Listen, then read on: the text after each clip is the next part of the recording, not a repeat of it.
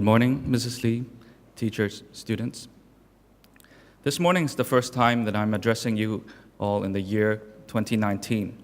I take this opportunity to wish you all a blessed and wondrous year ahead. Before I begin my sharing, I would like to take this time to especially thank the grade 12 prefects who have just completed their service to the school. I'd like to thank Senior Prefect Joseph Yip, Second Prefects Ryan Chang and Marvin Kam. It is not easy being a prefect at DBS. You are at once the torchbearer of the school ethos, enforcer of the school rules, organizer of activities, and igniters of the school spirit at events, rallying us all to unite and fight for the school. I wish you all every success as you prepare yourselves for the public exams ahead. This morning, I would like to talk a bit about a topic that is quite familiar to us all, about winning and losing. When you're out with friends, especially friends or relatives who are not associated with the diocesan community or the diocesan family, do you sometimes get asked this question? Do you all have to win that much? Or do you all have to win all the time? I get asked this question all the time. The short version, to me, is yes, once you make a decision to participate in a competition, you train and compete as hard as you can to win. If you win, then we all rejoice and celebrate the rewards of hard work. If and when we lose, we shake the winner's hands, we cry together, we reflect together, pick ourselves up, and fight again together. The longer version is perhaps this, and you don't always have to know or understand this. The school, DBS, wants to groom a group of young people who will grow up undaunted by great adversary and continue to find ways to fulfill their calling in life. Competition is merely a way by which we learn. During your teenage years, your adolescent years, setting short-term targets, preparing for competitions, knowing and doing what it takes to win, and learning what to do after losing are especially valuable. Most important of all, we want you to remain humble in victory and in defeat. We, our teachers, our chairmen, our captains, our prefects, we want you to understand the meaning of daily discipline and self-sacrifice for the greater good. If I can use one word to sum up what I just said, perhaps it is this word: resilience. The definition of resilience is this: the capacity to recover quickly from difficulties and toughness. I watched a number of competitions this past term, and I would like to share with you about 3 teams and some of the things that I have observed. And we can learn lessons from each case and each competition. Number 1, I want to share with you what I observed from our softball team about adaptiveness.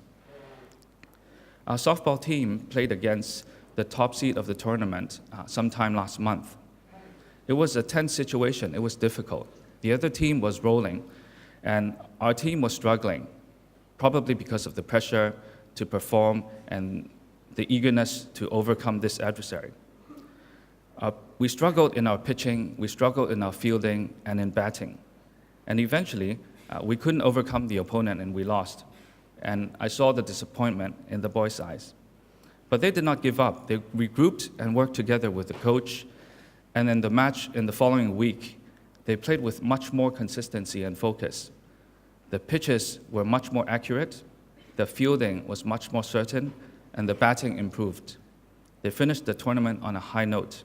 They adapted and learned. The second team I went to support and observe was our badminton team. And the lesson I came out of the session was about strengthening your mental focus or your mental toughness. Our badminton team played the same foe in the finals last year and this year. Sometimes the opponent is much stronger, and there's nothing much one can do about it. The best thing to do is to control your own attitude and your own execution. Last year, I remember seeing our boys playing against this opponent and their hopes rocketing sky high when they win a couple of points, and then their confidence falling way low when they lose a point or two. In terms of mental and strategic approach, they needed to be much stronger. This year, I could see the team playing with much more determination. The opponents were just as strong, if not stronger, but our boys did not give up even when they fell behind or when they had to compete against some of the best players in Hong Kong. Even though they eventually lost to the opponents, one can definitely see that our boys have matured a lot and have continued to grow strong. The third team I observed was the volleyball team, and the takeaway was about fighting through doubt and and high expectations. Unlike the above-mentioned two teams, the volleyball team was touted as one of the best in the school league. They have not lost a match in quite a while, but as most of you are probably aware, that having to live up to a reputation and having a target on your back is not always the easiest thing to do. In their final match play, they fought through a period when the opponents were fighting ferociously and the opponent's supporters were cheering boisterously, and I saw that doubt started creeping into our team members' minds. But they dug deep and pulled through and came out with an impressive victory.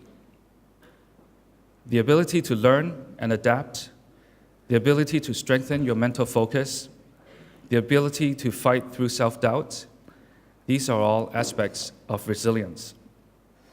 So back to the original questions from our friends. Do you have to win that much? Do you always have to win? I'd say that these questions are actually not our primary concern.